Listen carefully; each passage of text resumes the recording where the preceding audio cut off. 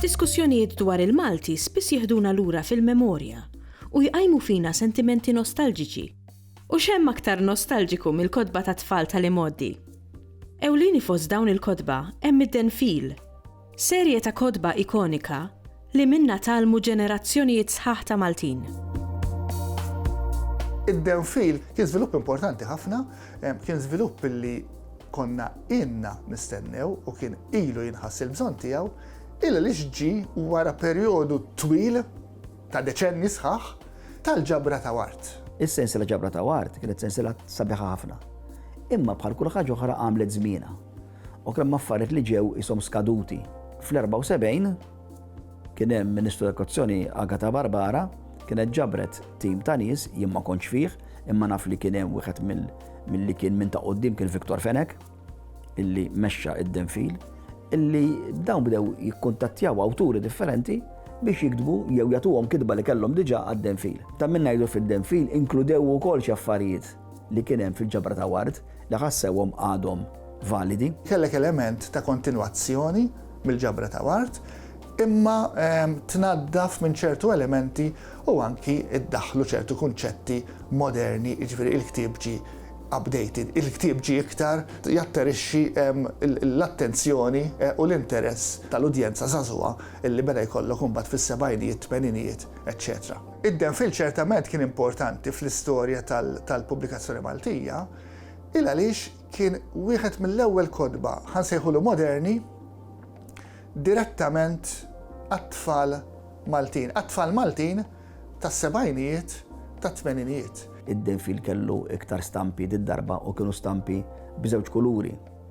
Mentri il-maġġoranza tal-ġabra ta' Wart kienet kulur wieħed, għalkemm il-ġabra ta' Wart kellha wkoll b'żewġ kuluri diġà, imma mhux wisq. Joseph Mallija, d-disinjatur, l-illustratur tad-Denfil, kien jinxteħed kienu niftakar neħħewh minn għalliem tal-arti fl-iskejjel u xeħtuh jaħdem fuq id-Denfil, għax ovvjament biex tagħmel dan mhux ktieb wieħed qed ngħidu, dan għandek madwar 6 kodba jekk mhux iktar. Għal kull sena biex tagħmel illustrazzjoni daw kollha, ġifieri trid tixteħed full time fuq hekk. U d-Denfil kien intlaqa' tajjeb ħafna.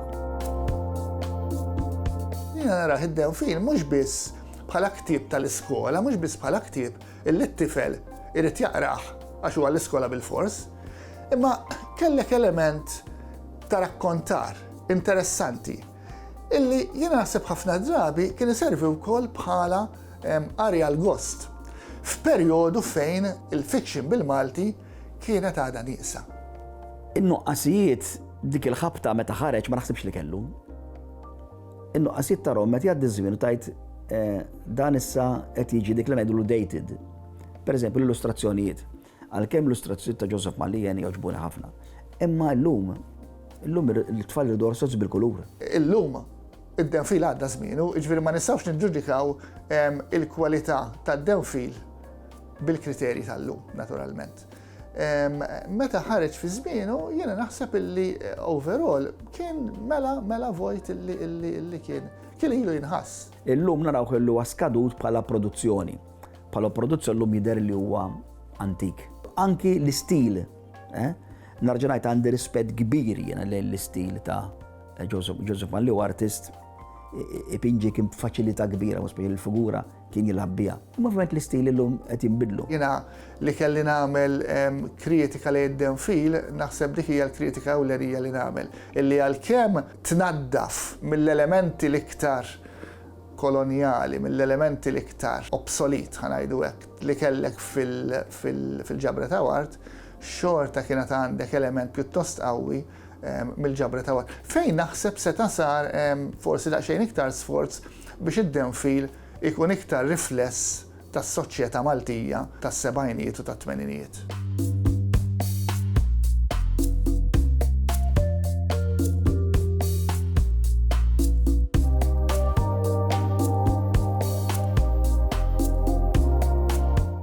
Il-Sinna jixtieq jirringrazzja lill-Kunsill Nazzjonali tal-Ilsien Malti, lid-Dipartiment tal-Malti fil-Fakultà tal-Arti l-Università lill-Ministeru għall-Edukazzjoni u x-Xogħol u lill-Aġenzija Nazzjonali tal-Litterizmu.